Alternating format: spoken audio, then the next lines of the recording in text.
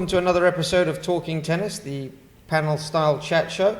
And today we've got a special guest here, so we're going to jump right into the hot seat with our special guest, Harold Solomon. Harold, thanks for joining us. A pleasure. Nice to be here. Thanks, Harold. Thanks, Harold, for joining us. And we want to get straight into it today and just get a little bit of information about you. Obviously, you were a great player and you run your own tennis academy now. Can you tell us a little bit about how you got into tennis and your history as a player? Sure. Yeah, I've been playing tennis when I was 5 years old, actually. We were from Maryland, and I was on a vacation down here with my parents. Saw my dad playing and told him that I wanted to try to play. And from the first day I tried, I really fell in love with it and started playing seriously, really at 5, 6 years old. And won my first tournament when I was 8, and just gradually worked my way up to the juniors. And I was always one of the top 2 or 3 juniors in the United States. And then, went on to, I think when I was 14, I pretty much knew. There wasn't really a lot of professional tennis when I was really young. It was more Davis stuff. I knew I wanted to play Davis stuff. And then when I was 14, I told my father, I said, if I'm not inside the top 10 in the world by the time I'm 22, I'm going to quit. And so I ended up going to Rice University for 2 years and playing there, then turned pro. And I was fortunate enough to play for like 15 years on the tour. And I got to the highest ranking was 5 1 year. And pretty much inside the top 10 most of the time. In and out of the top 10 most of the time during that time. And then I quit, went into my family business, and then got into coaching. And traveled on the road with the best players in the world for like 15 years before I opened up my own academy 10 years ago. Right. That's that's currently located down in Fort Lauderdale. Can you tell us a little bit about your coaching career now and who you've worked with and who you have down at your academy now? Sure. I started out when I first started to coach. I worked with Mary Jo Fernandez, and she works on television broadcasting. She and I worked together for 6 years, and during that time, she won a couple of gold balls at the Olympics, gold medals at the Olympics, and she was in the finals of the French and the finals of the Australian, and generally ranked like four in the world most of the time. And after that, I worked with Jessica Gimelstob and Jim Courier and Jennifer Capriati when she made her comeback, and I was part of that comeback when she started. I think she was ranked like 140 in the world. And worked with her, we got her back into the top 10, worked with her in that time period, and then other players. In addition to Courier, Daniela Hantakova and Kournikova, and just a bunch of professionals, Shahar Pear, different people. Got tired of being on the road and decided I wanted to try to open up an academy that was a little different than other academies, that was small and more of a boutique style academy where there were only 2 students on a court for each instructor. I really didn't like the idea of having 3, 4, or 5 kids on a court.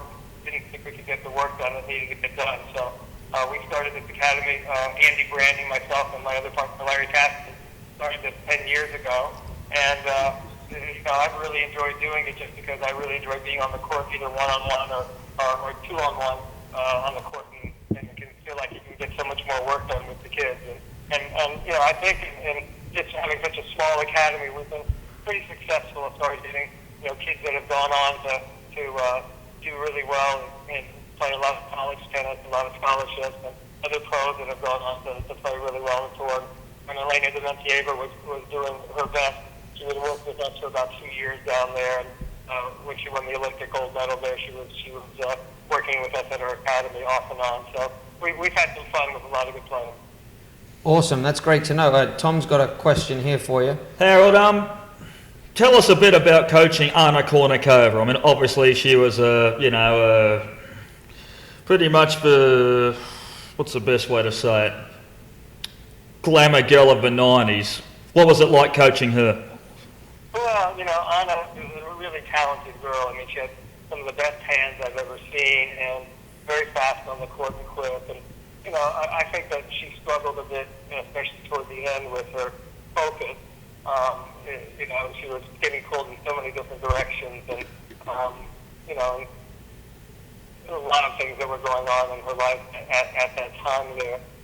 She was still playing great doubles with Martha Hingis, and I really remember all the big stuff about her never winning a tournament. And when we worked together, she lost in the final of 2 tournaments that year, but never quite got over the hump. And I think an amazingly talented girl that could she have gone on and done some better stuff? Yeah, but it was really rough. I mean, traveling around with her was like traveling around with like a rock star. I mean, Yeah. seriously, I mean, you couldn't have dinners without people coming up to her all the time and mobbing her, going through airports. And when we went into China the first time, there were like 500 people waiting for her when we got off the airplane and into the limousine, and they started rocking the limousine and packing the car. And it was a bit of a crazy thing. Couldn't go out anywhere without paparazzi around and following her all the time. So just having to get disguises and do different sorts of things. So it was definitely a different type of person to work with there. I mean, way more so than any of the other people that I worked with. And Sure. it put a lot of pressure on her, obviously. Absolutely. Harold, I was going to ask you, you've worked with all these top players. Is there any qualities that you found in all of them or that helped them achieve the level that they eventually achieved, all these top players that you worked with through the years? Is there any specific thing that you recognize in those players? Well, yeah. I mean, I think that, all those ones, I think I worked with 4 number 1 players in the world. Okay. I think that the work ethic, the dedication, the single-mindedness, the willingness to go for it, when they need to go for it. But I think that, you work with somebody like Kim Curry, or you work with Mary Jo, or even Jennifer there. I mean, during that year and a half that we worked together, I mean, she worked so hard to really try to achieve what she really wanted to achieve. And, and I think that's what separates different levels of players for sure. And, we always wonder what's going on in American tennis, American male tennis, over the course of the past 10 years or so. And I think there was a tremendous amount of very talented guys. I mean, really, really good players. But, I think that the work ethic of most of the American guys is equal to the work ethic of the top Eastern European guys. I don't think it's even close. And those guys get upset when you talk about it like that, but I think that's a fact for the most part.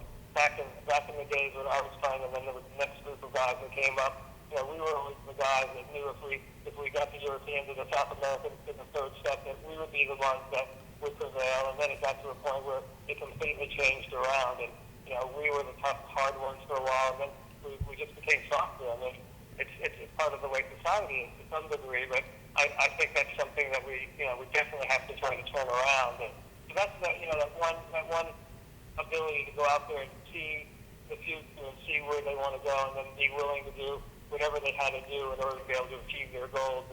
It's something that separates the very top players from the rest of the players, because for the most part, when you get inside the top 20 players, the top 30 players in the world, everybody pretty much has a fairly similar set of physical skills. And what separates people at the next level is what's their mental mindset, and how are they able to get themselves to rise to the occasion, and how hard are they willing to push, and what are they willing to do to achieve what they want to achieve. That's a great answer. We Thanks, appreciate it. Harold. In order for this country to get back on top of the world, especially in men's tennis, what has to happen? Well, I mean, I think that there's quite a few things. I mean, I think I've never been a proponent of what the USTA is trying to do as far as tennis is concerned in the United States. I don't think that there should be a centralized system. I think that we've had an academy system over the course of the last 30 years that's produced some amazing players. But The Bolletary system, yeah. Has produced amazing players also.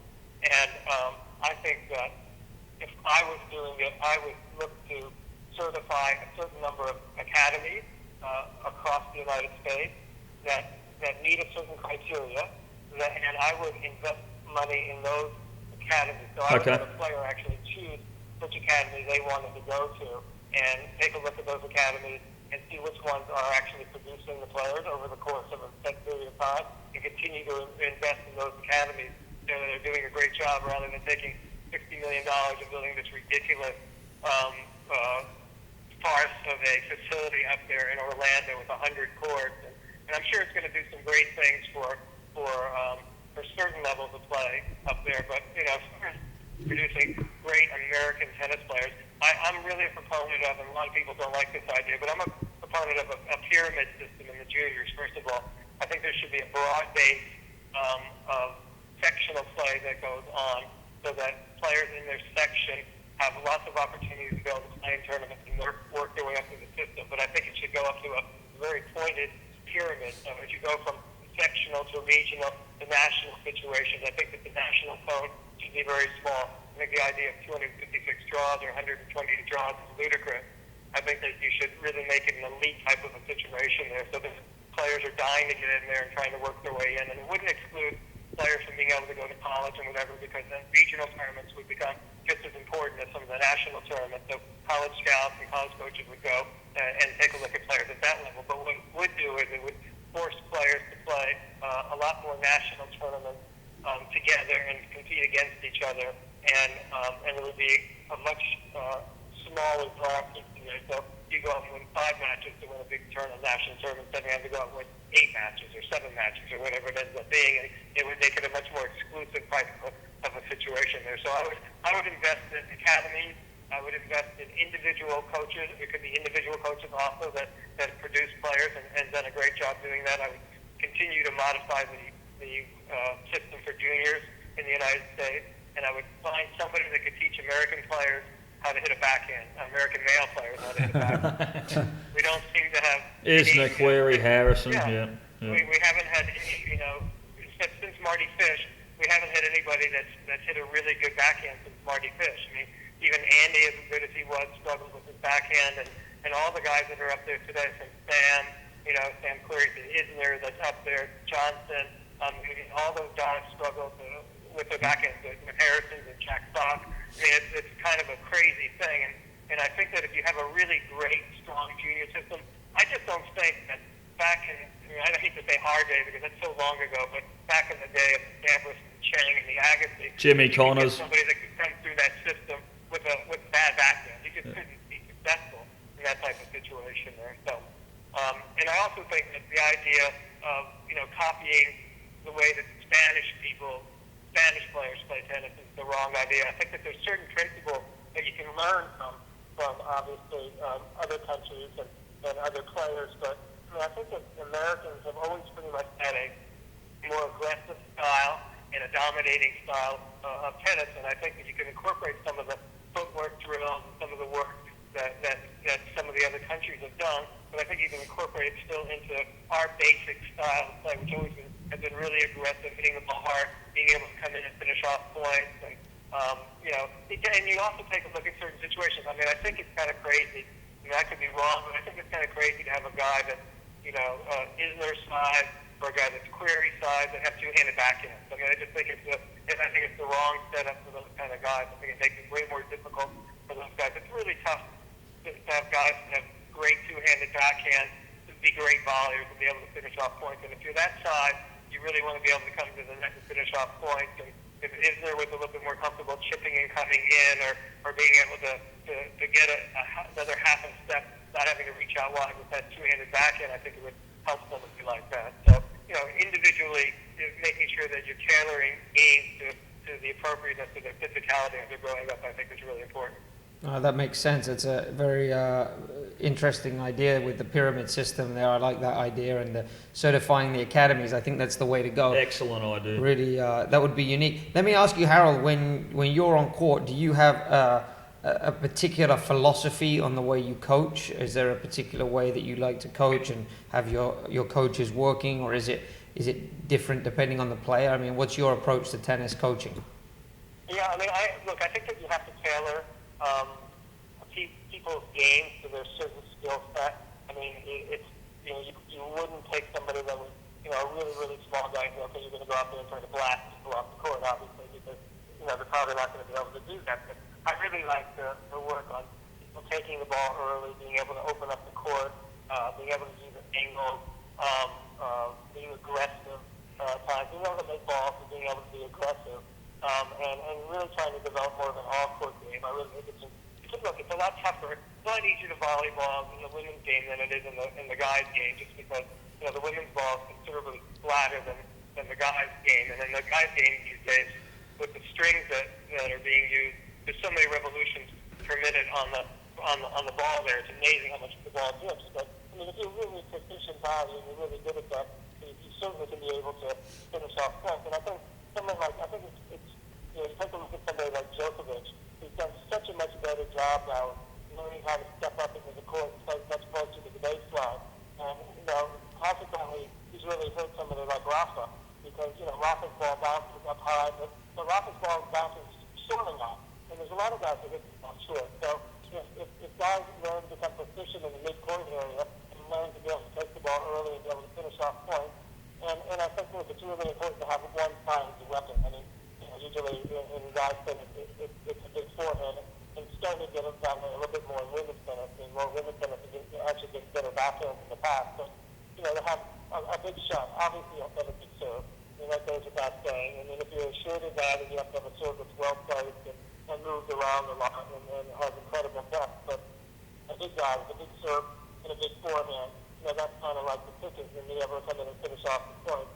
And, there's no way that you can substitute for God-given ability. So that's just the way that is. I mean, you take a look at a guy like Djokovic who works amazingly hard, but you see how hard he works on his flexibility. And if you take both his legs and stick them up behind his head, he's amazingly flexible. And the way he's able to defend as well as being on offense, he goes out wide, hits amazing open stance backhands on the run, basically doing the splits. But he's worked hard on being able to do that. And now he's developed his first serve, and his second serve has gotten so much better, and he's able to put pressure on guys all the time. And I think he's a great example to watch. I mean, obviously Federer is a great example to watch too, but Djokovic's balance is probably the best that I've ever seen on a tennis player. If you watch him go wide for balls, you'll hardly ever see him lose the angles of his body when he's going out for wide balls. I mean, he's amazing how balanced he is and how still he stays when he hits the ball there. So, we like to emphasize that same sort of thing,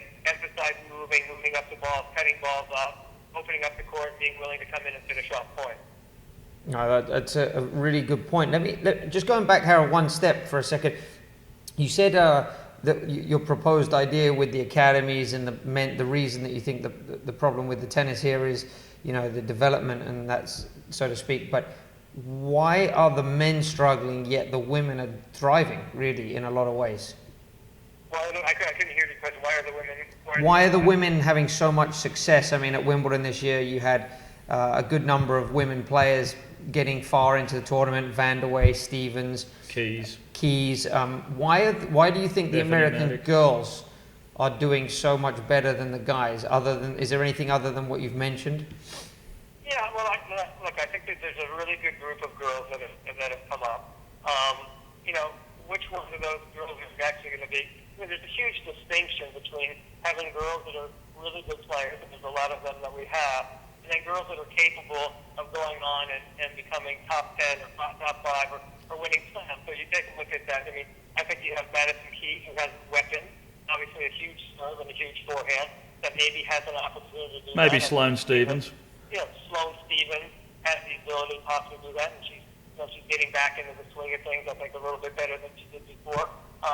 The other girls that are coming up there are all good players. I don't see any of those girls, the next wave of girls coming up there, being top 10 players necessarily. I just don't think that you have the Williams sisters, obviously, and you have Serena on top, but I don't really see that happening. And I'll say, people might get upset about it, but I'll say it's way easier coming through on the women's side than it is on the men's side. It's just way easier to come through on the men's side. I mean, the guys are so much more athletic, and the depth is just amazing. I mean, I've really been actually. I mean, here's my theory of what's going on in the women's game. Women now are able to hit the ball really, really hard with the racket. They've gotten bigger and stronger and more athletic. And their athleticism has not caught up to the speed of the game. So consequently, when you watch women's tennis compared to men's tennis, there's quite a few winners, but there's a ton of unforced errors. So girls are just hitting ball flat, and for the most part, they're not strong enough or fast enough defensively to be able to catch up to the ball and be able to do something with it. Whereas and that's not all women, but a lot. On the men's side of things, it was like that for a while, where the serve was just so crazy dominating. The guys were hitting winners all the time, but now their athleticism, their size, and their speed has caught up. And now you see rallies that are amazing on the men's side for the most part. And there are occasionally really good women's matches. But for the most part, the matches that you watch at Grand Slams and you get enamored with are men's matches, not most of the women's matches. I mean, there are exceptions, but that's kind of the way that it is. And so I think it's a lot easier at this particular time to move up through the women's system and see something much more difficult on the men's side to be able to do that. And so I think that's one of the issues there. But I also think it's cyclical. And I think that we have a lot of really good juniors. Men, we just had somebody who won junior Wimbledon. We got a lot of guys that Riley Opelka, the junior champion. Yep. What's that? The boys champion this year is an American. He's about 6'10", I think, Harold. Yeah. Riley Opelka. Yeah. So there's a couple of guys that are coming through. Right. So I think that there's guys, and we had Jared Donaldson, juniors in the world last year coming up. So there's a possibility that that those guys, if they continue to go do the work that's necessary and are willing to put the hours in and do the work that Djokovic does. And I've always found it pretty interesting to take a guy, and I'm not going to name any names, but say a guy of the previous group of guys, the Roddick, the Fishers, the Ginepoli, and those kind of guys that would practice up in Saddlebrook and put X number of hours in on the court, do the work, and then you go over and see what Djokovic was doing, in his practices, and they were just ridiculous. It was like a junior practice compared to men's practices. I mean, the willingness to get into the dirt, do the work that's necessary, and to be uncompromising in what needed to happen, whether it was doing the mental work that's necessary, doing the nutritional work that's necessary, doing the stretching work that's necessary, doing the gym work that's necessary. I mean, it takes an extraordinary, human being to. I don't think anybody realizes how hard it is. To try to become a top 5 player in the world, a top 10 player in the world is unbelievable. And so somehow we in this country have to be able to start to get back to the mentality of being willing to go out there and do what it's going to take to really be successful and get back to that kind of work ethic. I think people might scoff about that, but I see it clear as day. I mean, when we have a lot of top juniors that will come and work with us for a period of time or do some work with some of the top USGA kids, it's easy to see where they're willing to stop and how far they're really willing to go to be able to produce the result. So it's like a cultural thing that needs to happen, and somehow you can develop inside of a culture that some people would say has gotten soft, the general culture. The easiest thing to develop a cultural thing that exists inside a particular sport. But I think it's a possibility. I think you could do something like that.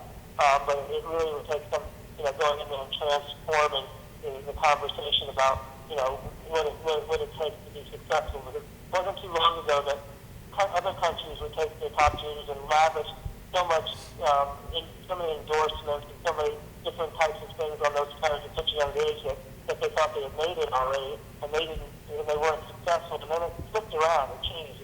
Same thing started happening with American players, and we kind of lost that edge. And I think somehow we have to figure out a way to get back. Oh, that's great insights, Harold. And excellent insights. Harold, I wanted to get your insight on something else. How do you see the game evolving in the next 10 years? As coaches, we try to look forward to see how our juniors that are 10, 12, 14 are going to play in 10 years.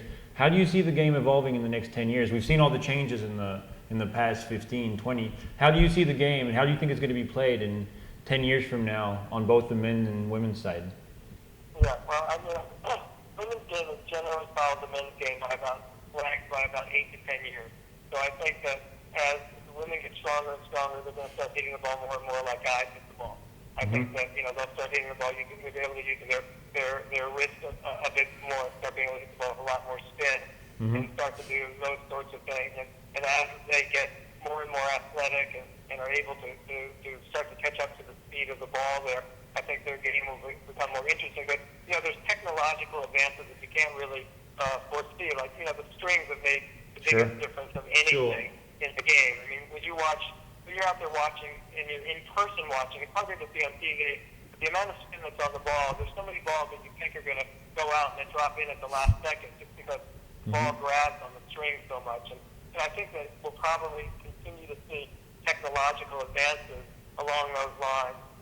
And I think, unfortunately, the era of small players, and the people like Marc Slama, have think that era is pretty much done with. I mean, on the women's side, you still may be able to get away with it for a period of time. I mean, you have somebody like a Kournikova that's done, relatively well. Maintaining it is not the easiest thing, but, I think the girls are going to get bigger and stronger and faster and more athletic. And on the men's side, I think it's the same type of thing. I mean, very difficult for anybody that's going to be under 5'10" or 5'11" to be able to be successful out there with the size of the guys. Do you see a comeback of the net game? It's been a lot of. Yes, I do. I do. I think that what's happened, unfortunately, is that it hasn't been. Well, here's one of the issues. I mean, really, when somebody has a two-handed backhand and you have an extreme grip on your forehand, you're really used to letting the racket head drop way below the ball, both sides. Mm-hmm. And when you go into volley, you're exactly the opposite. So it's been very difficult for guys. Like, Federer volleys pretty well. He doesn't volley great. I say he volleys pretty well. I mean, you had a guy like Gellard that volleyed really well. A guy like Becker that volleyed really well. Those guys weren't really very extreme, and Federer's not very extreme on his grips either. So, he's more toward an Eastern forehand than he is, between an Eastern and semi-Western forehand than he is near a Western forehand. So it makes it a little bit easier to be able to volley. But I think that, in the future, I think coaches really need to start to emphasize the ability to be able to be way more effective in the middle of the court, be able to knock off balls and be able to start to come into the net more and finish off points into the net.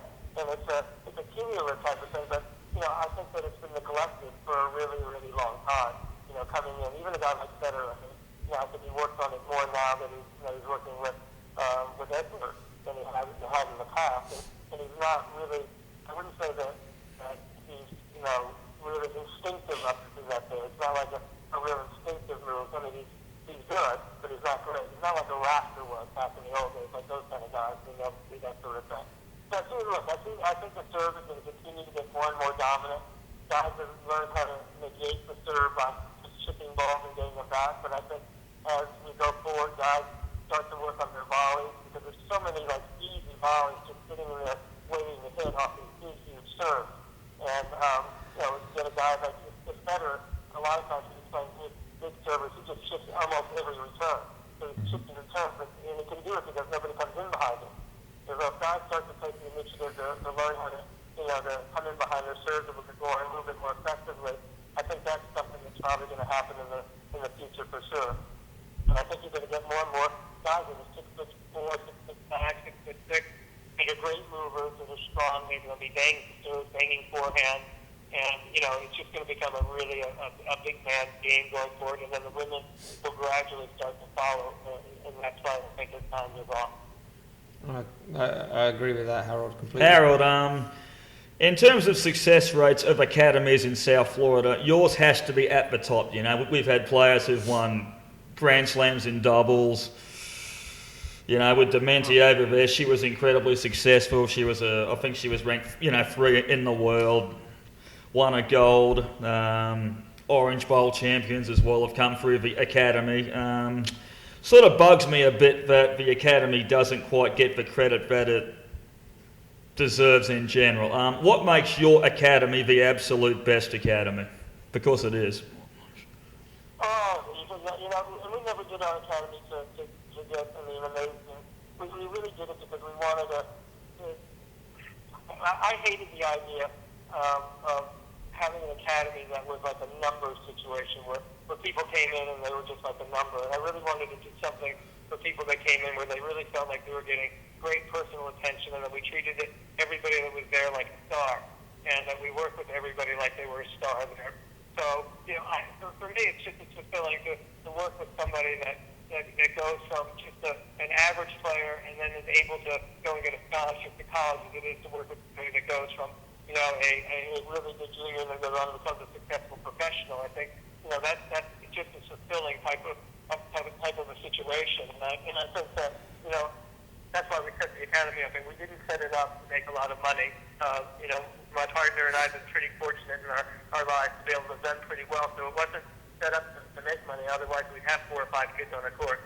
It was really set up to try to do coaching in a different way and try to work with people in a different way that we thought was going to be an effective way to do it.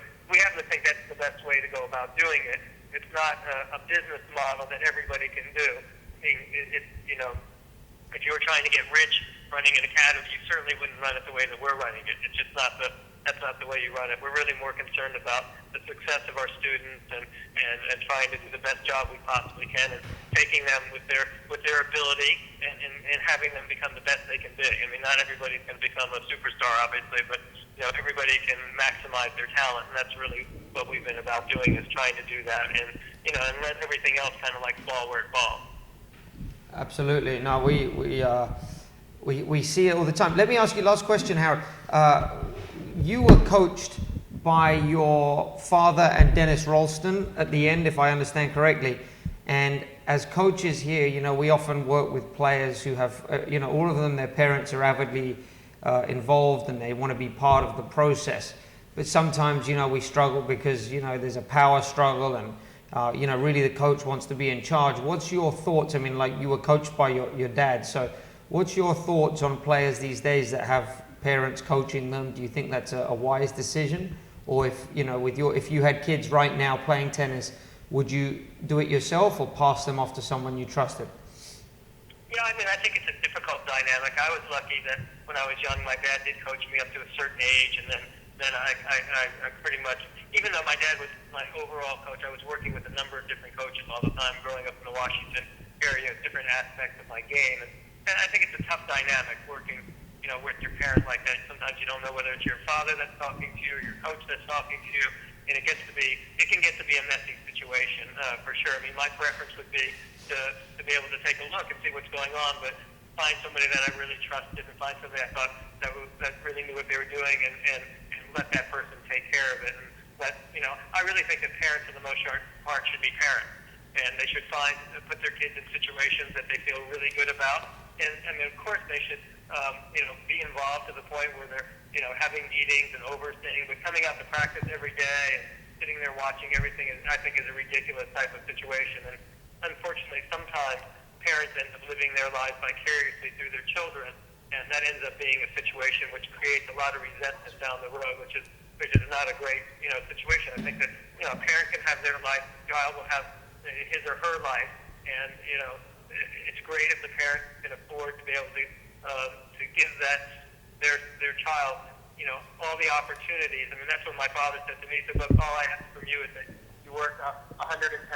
We'll provide you with everything we possibly could, but your part of the bargain is that you need to work 110%. And I'll just tell you a little story real quick about that. When I was a young kid, I think I was already a pretty good junior. I was ranked 2 or 3 in the 1400s in the United States. And my dad didn't think I was working hard enough, and we had a car wash in Washington State in the middle of the winter time, and he said, all right, you're going to come down and work in the car wash. And for 3 days, I sat down on the kneel down and like 30-degree, 25-degree weather, and I cleaned the rims of the car for 3 days, for 8 to 10 hours a day. And, at the end of the time, he said, look, this is what you're going to end up doing. You're going to work in one of our businesses, or you're going to work at something. You're not going to sit around and watch TV or hang out with your friends all day long. That's not going to happen. So you need to make a decision. You work at your tennis, do it as the best you possibly can, and we'll do everything we can for you. Or you're going to go out there and you're going to get a job, and you're going to, see what it's like to be out there in the real world doing things. It wasn't hard to make a decision about that, obviously. I mean, about what was necessary. So, my father was around there to motivate and look to see, what was wanted and needed at times, but yet he wasn't, around on the courts with me every day when I was taking lessons or watching. He'd take me to terms, but not watching, my practices all the time. And, I never felt like I was being crowded by my parents about that stuff, and I never felt like my parents' love for me was contingent upon how well I did or how well I didn't do. It was always, just you go out there to do the best you possibly can and set your own goals and try to achieve your own goals, and we'll be there as a support for you to do that type of situation. Harold, at what time did you feel that the project became yours? Because that's what we feel the dynamic when it shifts. Because when they're younger, when they're 8, 10, it's often the parents that put them into tennis, and they like it, but it's still the parents that are behind. And at one point, for some of them who are successful, you see that it shifts. It becomes their projects. They're the ones who ask for more. They're the ones who ask for something different. And the parents step back if they're smart. At what age did you feel that it became your project? That's a really good question. I think from the time I was 13 and 14. I mean, I really knew what I wanted to do clearly, what I wanted to do. I mean, I had goals when I was 8 or 9 or 10 years old. I knew I wanted to play Davis Cup for the United States one day. I Okay. knew that, that's what I was going to do. And then when I was 14, I knew I wanted to be a professional tennis player. So I just took it on, Okay. for myself, at that age, and maybe a little. I mean, we had a great group of guys that came up. We had within a 2-year period, we had probably 8 or 10 guys that got the top 10 in the world.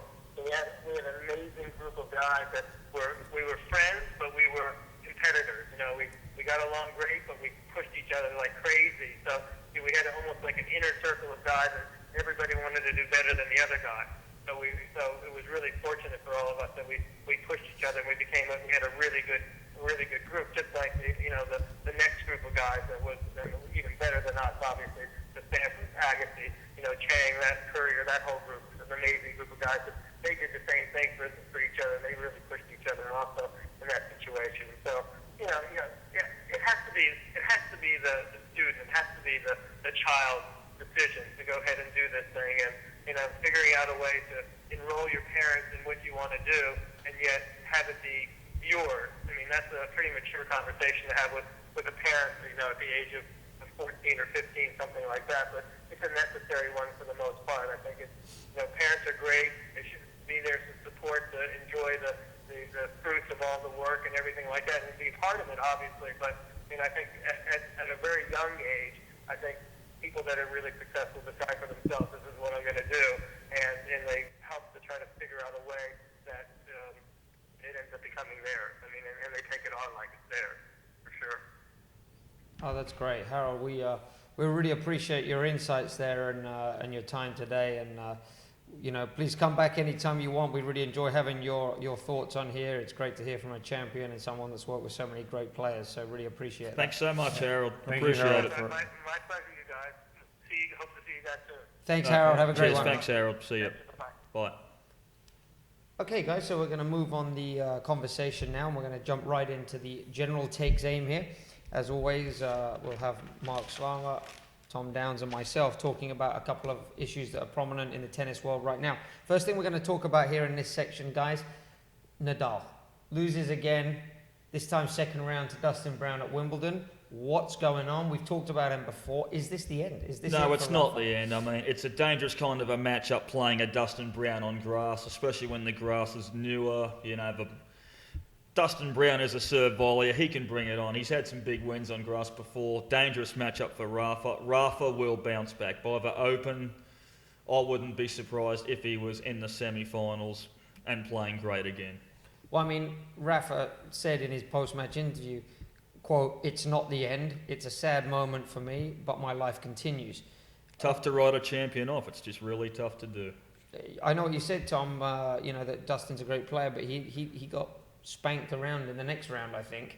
And there's a pattern establishing itself here right now, whether we want to see it or not, that Rafa has not only lost his grip or his grasp over the competition in the clay courts, but, that's 3 years in a row now, 4 years in a row where he hasn't made it past the second round at Wimbledon. I mean, that's a worrying statistic for a guy that's getting on in terms of his tennis age, and the clock is ticking. Well, and it I is. don't see him making any changes. Well, it could be a worry, but he's a champion. He's going to work hard. He's going to work on coming forwards more. His ground strokes are going to get the penetration back that they once had.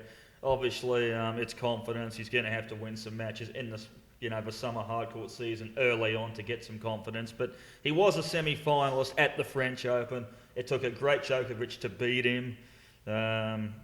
He's not done just yet. I mean, I sense that he's going to make the adjustments that have to be made, and he's going to get back to the top soon. Well, he even acknowledged himself that in quote, he said, "I don't know if I will be back to that level."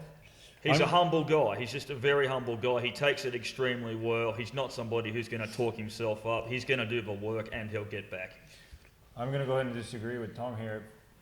For me, the situation with Nadal is very simple. If he keeps doing what he's doing right now, the path is clear. His results are not the same. He's been struggling for a few years. He's been struggling with a few injuries. For me, he's not done at all, but he has to make decisions. And we talked in the last podcast, Tom was saying he should get the help of Thomas Muster. to help him get his game back afloat. I actually think something different. I think he needs to change his game, his physical game. He's getting. But what I meant was I'd bring somebody in to help him change his game slightly. I'd bring in somebody besides Uncle Tony who's going to work with Uncle Tony and make those changes happen. That's what I agree. This is where I disagree. Is I wouldn't bring Thomas Muster in. I wouldn't bring somebody who plays the same way as him. His age is preventing him from playing the same way that he did when he was 22 and was in not the same physical state. I would bring someone in like Mats Wilander or Ivan Lendl, people who changed their game, who developed new things as they were getting through, as they had new goals to be able to move forward. Well, the thing which we shorten the points. Right. Well, the thing which we forget too is if we watch a Rafa practice session, all he works on is coming forwards and finishing points at the net. We know he's got it in him to be able to do it. Is he going to be prepared to do that in matches? Look, I just think it's really hard. That's not what we're seeing. Well, I think it's hard at the right moment. now. I think it's hard at the moment because his ground strokes lack their penetration that they once had. I mean, his balls are landing short. His serve's not quite as good as it once was. The forehand, he can't control points with the forehand as he once did. For a guy that moves great, I've never seen him move so badly as he did against Dustin Brown. I thought his movement was atrocious. He wouldn't hustle for drop shots as quickly as he once did. It was just a guy who was clearly down on confidence. But I also think that you're trying, when you have a player like Nadal, there's one path of it is to get him to come to the net, to be more aggressive. But his mentality is not that of a person that is willing to make a lot of errors and take some risks. For example, Federer said a few years ago, before he started working with Edberg, the reason he doesn't like coming to the net that much is he hates the idea that someone can beat him with one shot. Nadal, he can practice this all day long, but some people don't deal well when they make a lot of errors. Nadal needs his errors to be low. He needs to be more aggressive, I understand, but some people, their games can fall apart very quickly if they're making a lot of errors. Sharapova, she can be okay with making 50 errors in a match, in 2 sets. Or Serena, as long as she's hitting a lot of winners. Or Roger. Or even Roger. It's about getting the controlled aggression factor right. He has to get that right. He's got to get the right balance, yes, but in order to be successful again, he has to look to move forwards and finish points at the net. He's a good volleyer. But the problem too is if his forehand lacks the penetration, he's not going to have a big enough shot to come to net behind and try and finish points at net. So your take, Tom, would be go back to the basics, work on the forehand before you... I would, no. I would work on coming forwards and finishing points, but I would take on a different kind of a mindset. I think he's got to be prepared to make a few mistakes in order to get back to the top. So if that means he plays matches when he makes a few more mistakes, that's fine. I think he has to look at it as though it's not going to happen in a short period of time. I think it's going to take him some time. It could take a year or more for me. I mean, he's good enough. Well, he's good enough. He works hard enough. He puts the time in. For me, except the French, if he doesn't change something, it's going to be hard for him to win another Grand Slam. Except for the French, where he can. Well, you can't rule him out given his stats on that. He's obviously going to be a very strong player if he doesn't change anything. If he plays the way he's playing now, he's still going to have some success. He can still be a solid top 10 player. Can he be top 10? Yes. Can he be a Grand Slam player with the generation of players that's coming up, with the level that if Djokovic he wants to make the changes, if he wants to make the changes that have to be made in order for him to win Grand Slams, well, yes. I mean, he's got the talent to do it. He's got the drive to do it. He says he's going to do it. He says it's going to take some time. Yes, he can do it. It's really up to him. Well, I think time will tell, but I mean, for me, the first thing he's got to do is he's got to bring some help in. He needs a fresh mindset. The thing that concerns me is being Spanish. He's got that real loyalness to his family, to his uncle, and he's very close with his family. Is he going to see bringing in someone else as a bit of a betrayal, and is he going to sort of sacrifice that possible improvement? And that's all it is, really. It's only possible. What about a Jonas Bjorkman or someone like that? It's a nice, humble man who'd be able to work alongside somebody like an Uncle Tony. In my opinion, it's not. Uncle Tony should be the one bringing someone in. He's the one who should see that there's something needs to be added. I'm sure he's worked with a lot of people. But I think he's trying to. He needs to bring someone else in. He suggested it many times. If you read Nadal's book, he says, we've talked about it, but I don't believe I need it. So even though Uncle Tony might be making those suggestions, if Rafa ultimately isn't open to that suggestion, it's all pissing in the wind, the rest of it. Well, if he knows what he has to do to get back to the top, hey, it's time to start doing it. Given his struggles and his latest result, he may have changed his mind on that. Maybe Genie It's should part of the also do coach's that. role to be able to explain those changes and that help that he needs right now. Well, but I think he's had enough experience as a player to say, look, I need to get somebody in to help me make the improvements that have to be made and work alongside Uncle Tony. As a player who's had experience, who's won Grand Slams, who's been on the tour for a long time, since the age of 15, I think it was, he can surely go to Uncle Tony and say, look, I think it's time to bring someone else in. Just Nadal is in that top category, the big four, the big five. Look at the others. You have Djokovic, who brought in help. You have Federer, who brought in help. These guys, you could argue the same way. Murray brought in help. So Nadal has to see what's going on with the other top guys, and he has to say it doesn't have to be exactly the same, but he has to make that change if he wants to keep performing at that level. Those guys are still moving forward.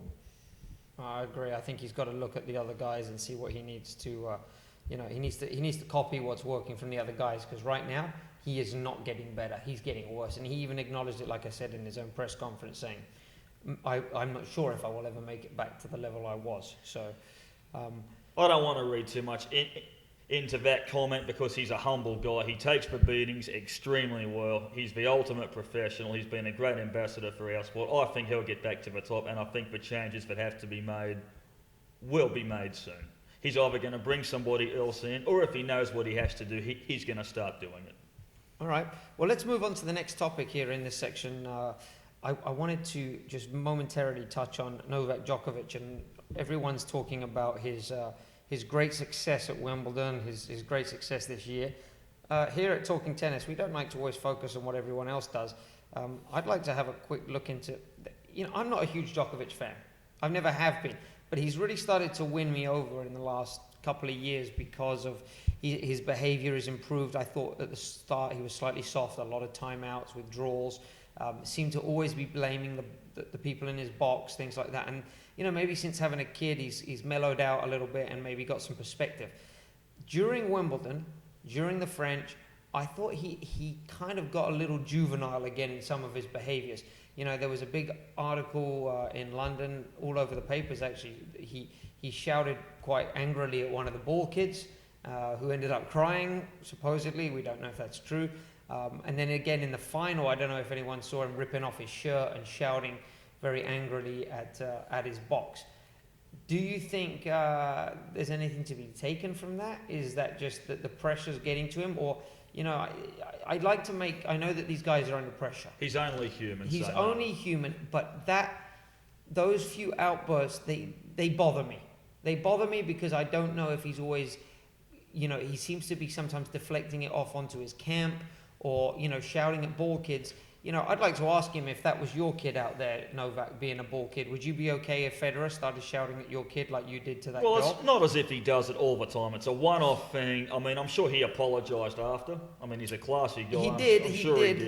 He did apologise, but there's been a few incidents, and in the final again, he really lost his cool. Is that just the pressure building? Is he starting to think he's bigger than the game? Well, I think he did that in the final, really just to fire himself up. I mean, it was a clutch time he did it, right? He lost the second set. He wanted to fire himself up, and it worked. He came back out and he played even better tennis than he did in the first two sets, which is really saying something. I'm going to agree with Tom. I think that in this situation, this is a guy we know who's seen the progress he's made since he's come on the circuit, how professional he is in every aspect of the tennis. And I think that there's nothing in this behavior that wasn't planned for. He must think that he needs to be able to let loose a little bit from time to time to be able to get his game back. He's not a robot. That he behaved badly with the ball boy is something that's reprehensible. Well, but that he apologized after, and that, knowing the guy, knowing how classy he is, he probably was very generous to the kid. He did say, time with him, spent some time with him after. Let's just go back to the French last year. There was a rain break. Djokovic sat courtside. He was in his chair and he started talking to a ball boy about the ball boy's tennis. They had a great conversation. It was all over Facebook. So there's, I think he's great for tennis. I mean, yes, okay. No, with the amount of pressure that these guys are under with all the media types, whether it's the social media types, the British tabloids that are pains in the butt at times. I mean, yeah, okay, he's only human. Does he? I mean, he came out and apologised. Well, That's the end of it. You know, to his credit, afterwards, he said, "I'm sorry. There was nothing towards her. Maybe she was just afraid of my screaming there. I was pretty close to her. Okay. I'm definitely going to try to apologise to her if I did something wrong." However, you know, there's been a few comments on here from Twitter from different people. You know, someone said, "Just like a serial abuser, lose your temper, apologise afterwards, and promise it'll never happen again." At Sotheby said, "What the hell?" At Novak shouting at a ball girl, "I'm so disappointed." At Naomi Wan, she says, "Novak Djokovic plans to apologise to that ball girl. He shouldn't be bloody shouting at anyone." You know, so I think he walks a very fine line sometimes with, you know, he went through that phase of doing the impersonations of all the other players. He does things like, you know, there's a video where there he's was got a erotic thing at the US Open, I think, going back several years when I think, you know, Andy Roddick said a couple of things in a post-match press conference. He made some fun of him, and he wanted to come out and beat Andy badly. And he did. He came out and he gave him a hiding in 4 sets. Then he said a couple of things which he probably shouldn't have done in a post-match interview on, you know, Arthur Ashe Stadium. So he's come a long way. But my point is too, though, Mark, if we look at Federer, he's also done some questionable things at times. I mean, No, I don't disagree. people think that he's the perfect No, guy he's for not. tennis. And look, I mean, he's a fantastic ambassador, but we can't say he's perfect. Rafa, probably the same. Obviously, Andy Murray, well, he's come a long way too, but, you know, he's perhaps the brattiest out of, you know, the big four. Yeah. I think what's interesting with Djokovic is that he's at a level that's very, very high right now. Yeah. On a level with Federer and then Nadal a couple of years ago, but he doesn't have the recognition that they do.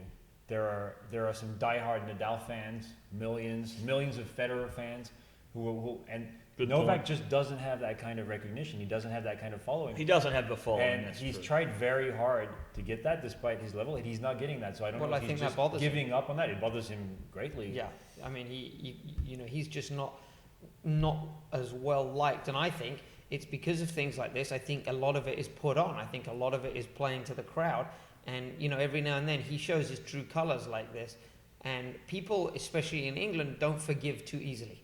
You know, they're going to remember that. Yeah. You know, and that stuff gets talked And about. everybody remembers how he came on the circuit. Well, it's The sort of a withdrawals- Commonwealth thing. The though, isn't it, I withdrawals, think, the isn't it? timeouts, Yeah. everybody remembers. He doesn't do it anymore.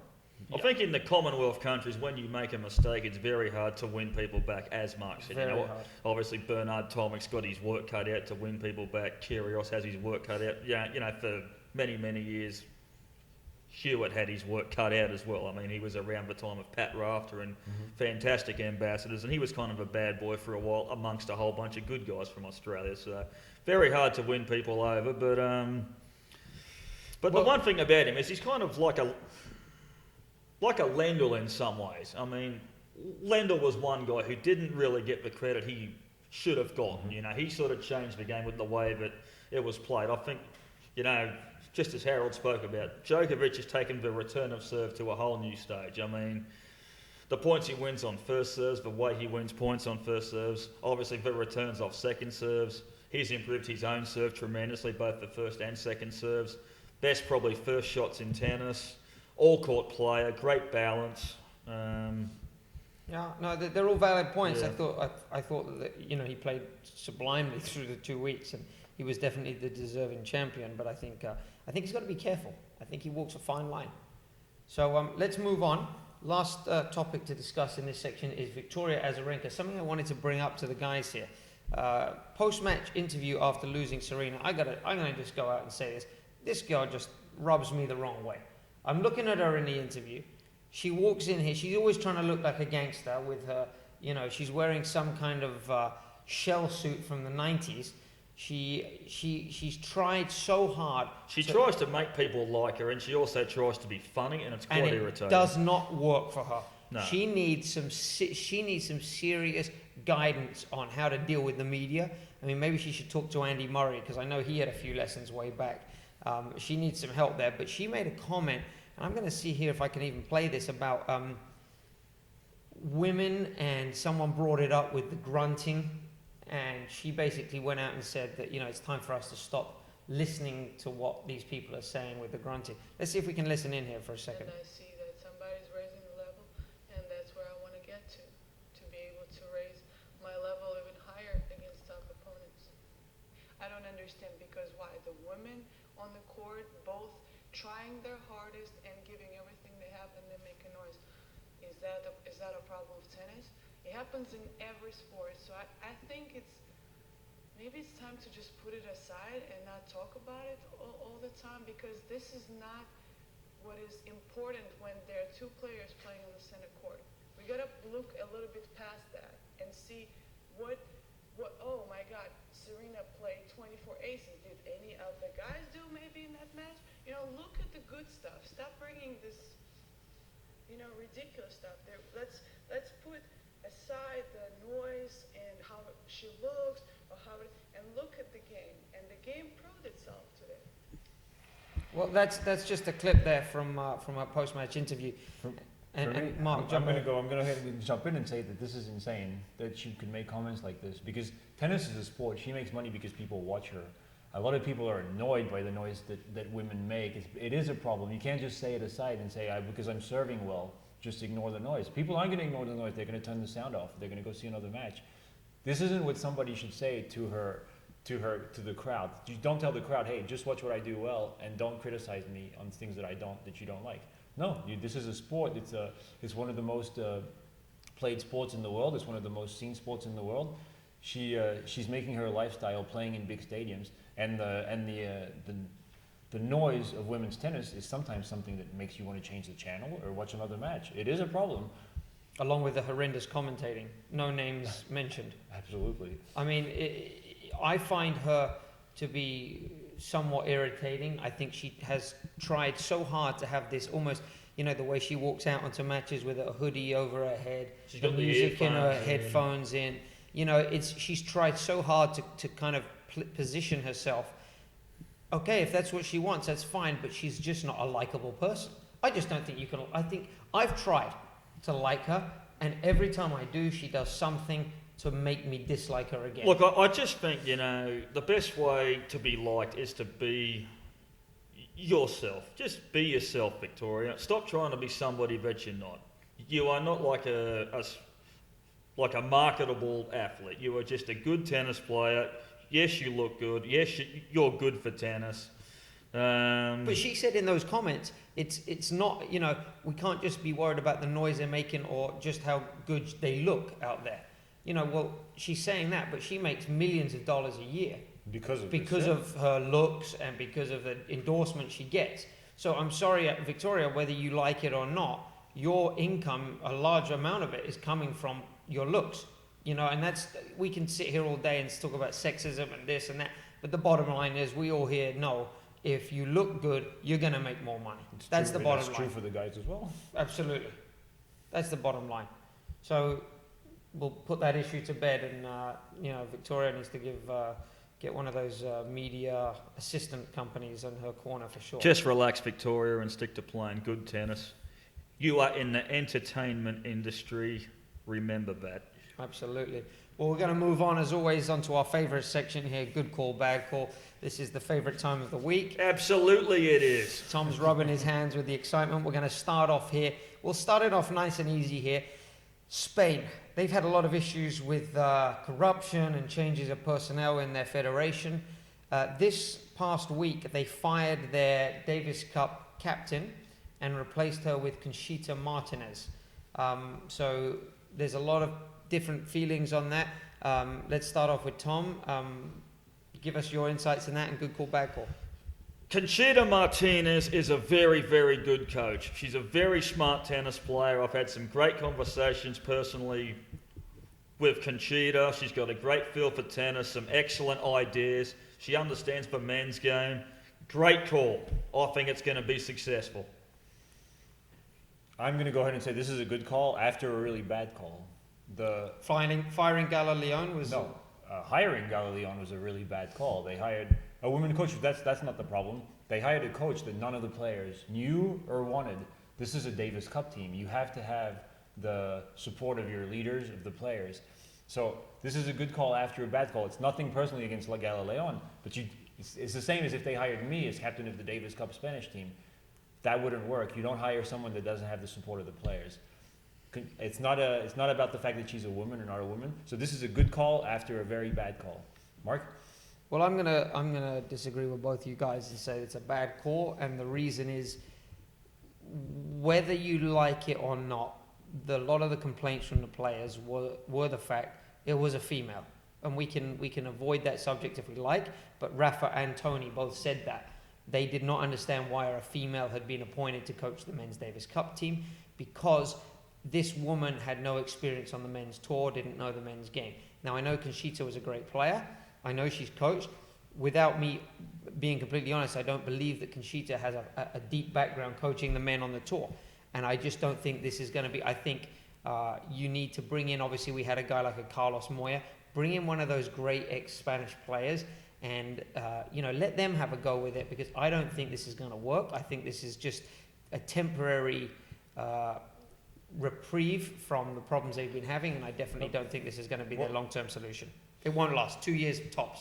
Why does Mauresmo and Murray work? She didn't have any experience of coaching on the men's tour before. She's done a great job. She's done a great job, but she didn't have any experience coaching on the men's tour either. Tennis is tennis. I mean, it's not that different. The men's game, all right, so if you're a player on the WTA tour and you're a smart player like Conchita was, she was an all-court player.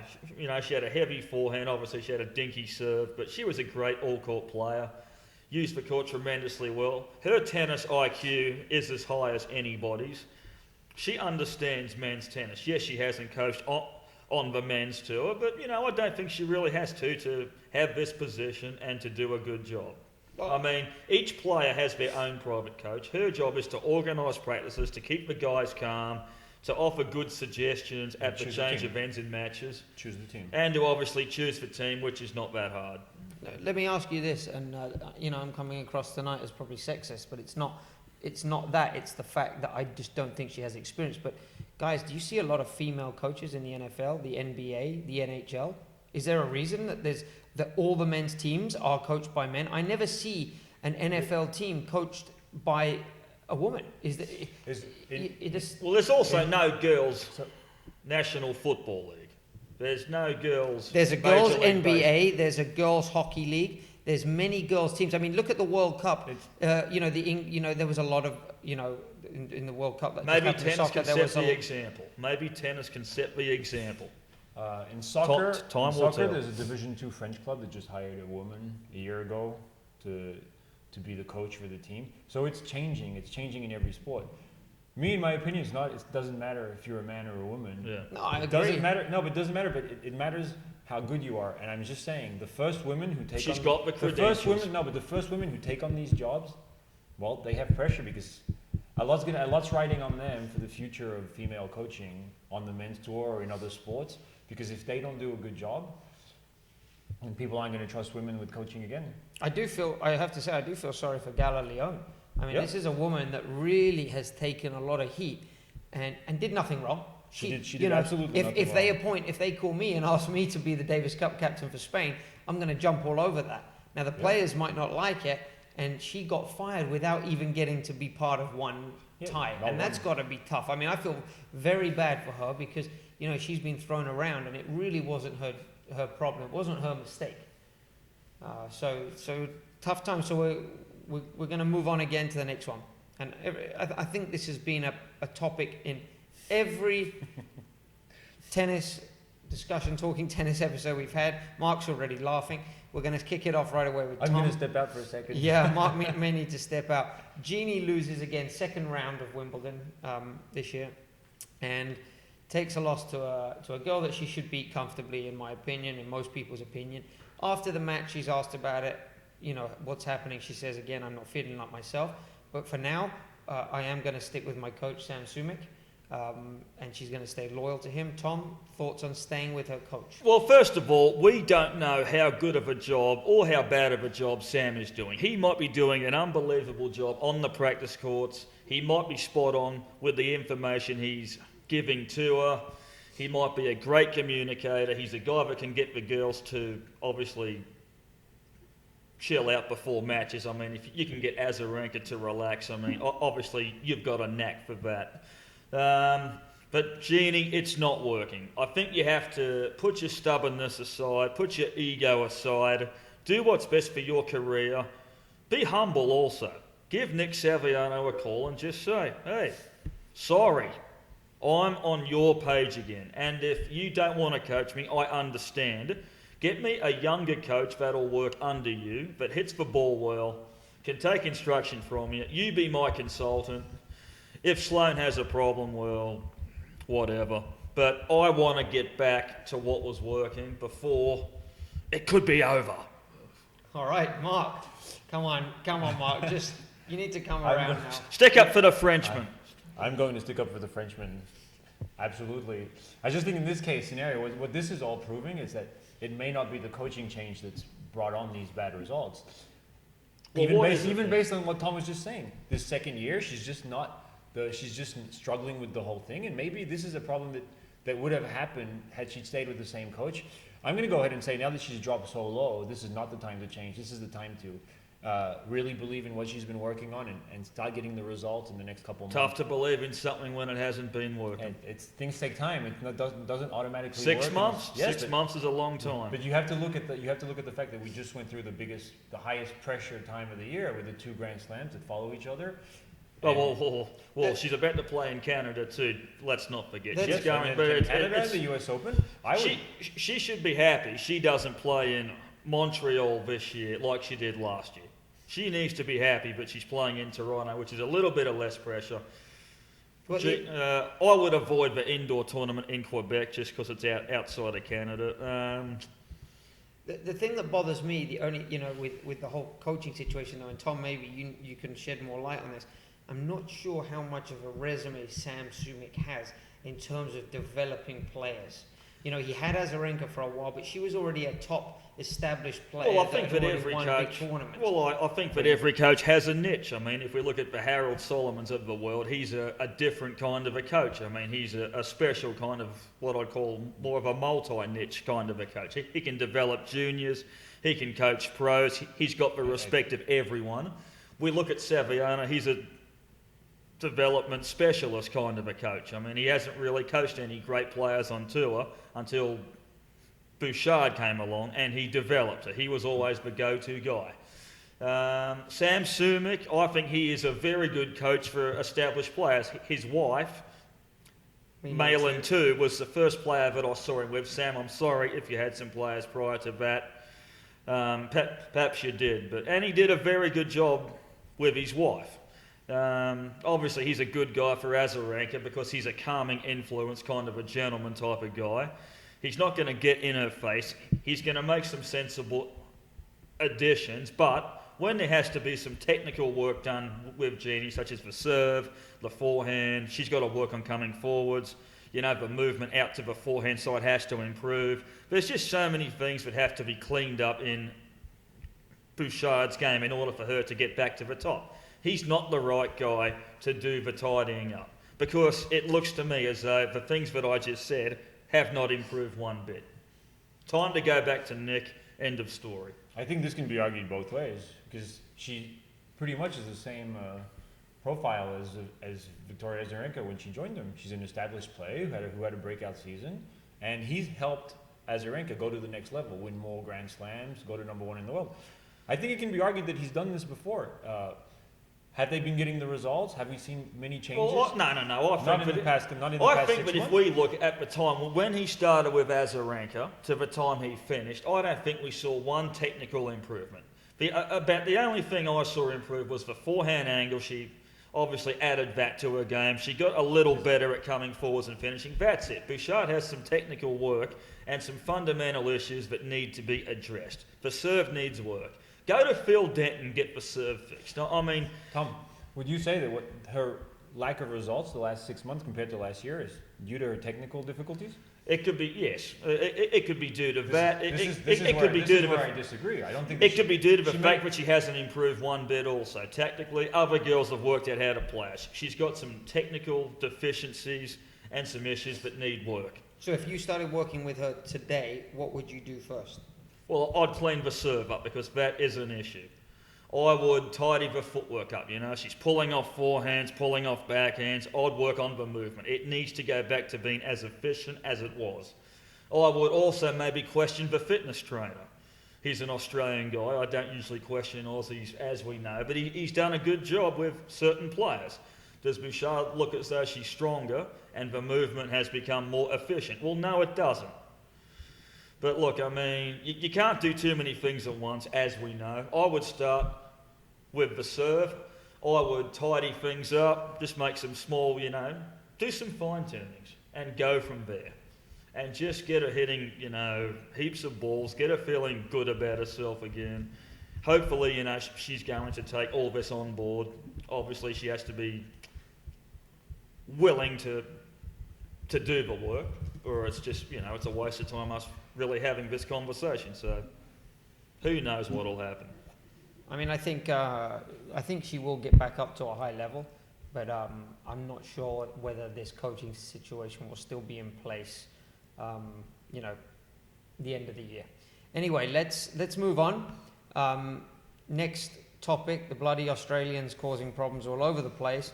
But about 2 weeks ago... At least it's entertainment. It's definitely entertainment. Tennis Australia President Steve Healy announced the decision, saying Tomic's disrespectful post-match comments following his third-round loss to Novak Djokovic here at Wimbledon have effectively ruled him out of contention for the Davis Cup, and said his behaviour was unacceptable. Playing for our country, and I'm quoting, "Playing for our country is an absolute privilege, and with that privilege comes an obligation to behave appropriately." He did not. Among the other things, during his 10-minute tirade, Tomic accused the governing body of abandoning him after he underwent double hip surgery last year, and that Rafter, who is Tennis Australia's Director of Player of Performance, was merely a mask for Craig Tiley, and he had no idea of how to control the budget or funding for the players. And he had previously threatened to boycott the tie, but his accusations led to TA to condemn his comments and ultimately cut him from this section of the selection of the team. So, guys, this is obviously a hot topic right now. This weekend, Australia are competing against Kazakhstan in Australia on grass, which I would feel is where Tomic really thrives in a lot of ways. Is this a good call or a bad call? Mark, passing it over to you. For me, this is a good call. There are things for me, the opportunity, the privilege that these guys have to play in this sport comes with a few responsibilities, such as respecting the sport itself, respecting the opponents, respecting the federation that grew you, and the attitude that Tomic had, the attitude that Kyrgios had. For me, it's not something that should be accepted. And when I see these guys, what I see is people who don't question themselves at all. They're finding blame somewhere else. And this is the type of behavior that I have a big problem with when I see professional tennis players who I know that they're egocentric, that they're self-centered, that they worry much about themselves, but I don't see any thought process saying, what could I have done better from both these guys? Thomas Kyrgios is playing, despite his comments on or after, but this is what I would like to see. This is what the champions do. Djokovic, Federer, they have big egos, but they also know how to take a step back and say, I need to change. We talked about Djokovic. Djokovic changed some things. Federer changed some things. I'm not seeing this from these guys. Tomic has been on the circuit for a while now, and we're not seeing the progress. We're not seeing him go to a new level. Time for him to think about this. Tom. I'm going to say it's both a good call and a bad call. A good call because Australia is known as a country whose athletes have excellent sportsmanship. In the history of tennis, we've had Laver, Hode, Rosewall, Newcombe, Roach, Rafter, Philippoussis, all really good guys, fantastic ambassadors for tennis. We are also a culture who respects sportsmanship, and it's very important to us. And obviously, being Australian, it's really hard for me to say that to people of this generation, because the first thing that comes to their mind is Kyrgios and Tomic. Now, yes, I think that Bernard Tomic should be punished. I'm going to say it's a bad call because I would punish him in some other way. I don't know what way, but as Mark said, he's a phenomenal grass court player. So is Kyrgios. Kournikova is also pretty damn good on grass too. Sam Groff has a massive serve, and obviously Hewitt has won on grass quite a few titles. I mean, one of the comments... But I also think, don't punish the rest of the team when one of your best players, or a dead set certainty to play singles, don't leave him out. But how else can you punish him? Because he's a pro player who plays for himself. The only time he really the federation only really has control over him is during the Davis Cup. The rest of the year, he can do what he wants. So that's their only way. I mean, one of the comments that he said that bothered me is he said, I'm really disappointed in Craig Tiley. He's the reason for the last few years it's been up and down for me. There has been no respect towards me. All of a sudden, things started changing after I had that groin surgery, and I didn't get one phone call from Tennis Australia. From what Pat said, a lot of money, Pat Rafter, was invested in me for sure. But whatever they invested in me, they got in return 10 or 20 times more. That's 100% certain. Now all of a sudden they're neglecting me. Well, I think with Tomic, he's a misunderstood guy in Australia. There's not really that many people who understand Bernard Tomic. He's a different kind of a character, complex kind of a character. I actually think he's a good guy. I think he will play in the Davis Cup again. It's just unfortunate because I think we are, there's an old saying, apples don't fall too far from their trees. John Tomic, Bernard's dad, has obviously basically smothered his son from day one. He's been in control of his tennis since day one. And unfortunately, Bernard, he feels the pressure that his dad puts on him. And I just don't think he does a good job of handling it. I think his timing was terrible. I don't think it's smart to lose to, a match and then go to the post-match interview and basically have and basically talk about a problem. It's just bad timing from his end. Well, yeah, I mean, I think it's a good call. I think this is the only way they can punish him. I think that the problem is these young guys these days that have a lot of talent, they are, like you said, John Tomic has not done a great job being a parent. No. And no one has guided this kid on how to behave.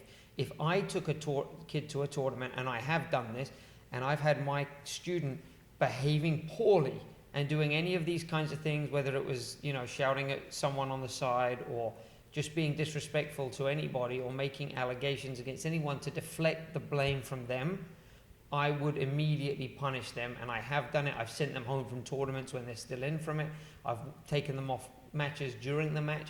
I believe that if you don't teach those lessons young, you turn out to be a guy like Bernard Tomic who doesn't get the big picture, doesn't understand how privileged he is, and he's kind of going through now what he should have gone through when he was 12, 13, 14. But his dad didn't do a good job of this. Well, I actually think that Tomic is right about a couple of the things he said. I'm not going to go into detail about which things, but he probably has some valid points about a couple of things he mentioned. However, the way that he went about it was unacceptable. It's pretty hard to have a go at a guy like Pat Rafter. I mean, I've known Pat for quite, some time. He's the nicest man and probably the most straightforward guy you'd ever hope to meet. He tells it as it is. He's very, very tough, but he's extremely fair. And, look, it's a real shame that it's come to this. Having said that, I don't think it's going to affect the outcome of the Davis Cup. I think that Australia should be supremely confident about their chances against the Kazakhs at home on grass. Well, I've actually, I worked over in Kazakhstan for the federation for a while, and I know those guys can play. I mean, you've got a very good doubles team there with Andrei Golubev and Alex Nedovesov, and also Mikhail Kukushkin's a great singles player, so they're going to be a tough out. I think, in Kazakhstan's kind of the Davis Cup killers. They've had great wins beating the likes of Austria in the past and almost beating Switzerland last year. So they're going to be a tough out. Let's push on to the last subject here. And once again, we're going to have to go back to the Aussies. Kyrgios. The headline in the Telegraph from England this year, Wimbledon 2015, the sport needs character, says Kyrgios, after dirty scum outburst. Nick Kyrgios is facing a fine after shouting dirty scum in response to a line call with which he disagreed with the referee in the first round win. It seems to me like Nick Kyrgios has lost the plot. It seems to me like this guy needs a damn good slap because he has completely lost perspective of what's important and how to behave on the court. And I watched a video on the Tennis Channel not too long ago of him growing up, saying that he really was just kind of almost like a slightly overweight kid that wanted to get in shape, picked up a tennis racket and, got into it, and he's a real humble guy. Well, I don't get that impression of him at all. I think he's an arrogant, spoiled kid who needs to understand that he has responsibilities as a role model to young kids, and that he really just needs to understand his role, his responsibilities in life. You just can't talk to people and behave the way he does. We talked about it in the last episode. Fires his coach and then he's out skateboarding. Then he gets in trouble for arguing several times with one of the referees at Wimbledon. Well, then he gets in trouble again for tanking during a match. Now, I know he's had some players come to his defense, but either way, it's unacceptable. You've got people paying, hundreds of pounds to come in and watch a guy tank. Are you kidding me? Well, I think some of the things he does are clearly unacceptable. There's no question about that. But tanking, calling someone a scumbag or something to that extent. However, he does bring an entertainment value to professional tennis, which it badly needs. He is himself. He does things his way. Does he overstep the boundaries occasionally? Yes, but he is young. There is time. He'll become a better guy and a better ambassador for tennis as time goes on. When Kyrgios came, and not being in Australia, I like the guy. He came in, fresh, big serve. I still like big him. attitude. The more I know him, the less I like him. All I see is arrogance. Now, you saw the Fraser controversy, Dawn Fraser, the Olympic. She was out of line. Absolutely, but this is not my point. What she said was out of line, absolutely. But this is what he responded. Throwing a racket, brat. So he's interpreting what others are saying of himself. Throwing a racket, brat. Okay. Debating the rules, disrespectful. Okay. Frustrated when competing, spoiled. Showing emotion, arrogant. Okay, and after that he says blatant racist, talking about her. But I want to go back to the first part. All this, for me, shows that he doesn't have 1 ounce of Humility. Of humility. All I see is arrogance. Nothing is wrong in everything that he did. Everything else is wrong for judging him. No, it's like we said, he's in the entertainment business, he plays. The attitude he had against Gasquet was awful to watch. It was awful for the game. It's not tanking. He can deny he tanked as much as he wants. That's it. When you don't even try to return serve, you're tanking. There's nothing to be said. All I see when I see his comments are arrogance. Now, he's a great tennis player. He's probably going to get even better. But I don't think this is good for the sport.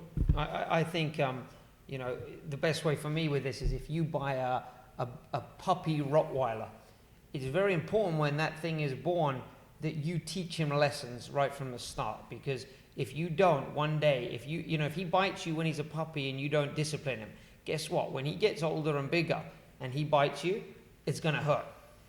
This kid is like that puppy that's running around doing whatever he wants, saying whatever he wants, and there is no punishment for it. And eventually he's going to do something. We're talking about this stuff now.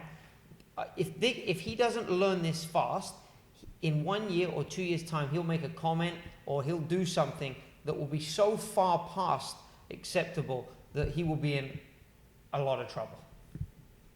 I actually think he has some, despite how it may look, I don't think he's stupid. I think he knows that tanking is unacceptable and he crossed the fine line there. I don't think he'd do anything worse than tanking. I just don't see it, especially after this.